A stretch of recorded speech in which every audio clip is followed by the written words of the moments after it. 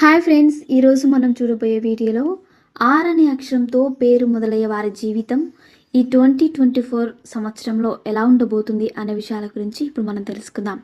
Are అనే అక్షరంతో ఎవరి పేరైతే మొదలవుతుందో వారు ధర్మబద్ధంగా ఉంటారు. అలాగే వీరు ఎప్పుడు ఎవరికి అన్యాయం కానీ ఎవరిని బాధ పెట్టేలాగా మాట్లాడరని కానీ ఎప్పుడు అనుకోరు.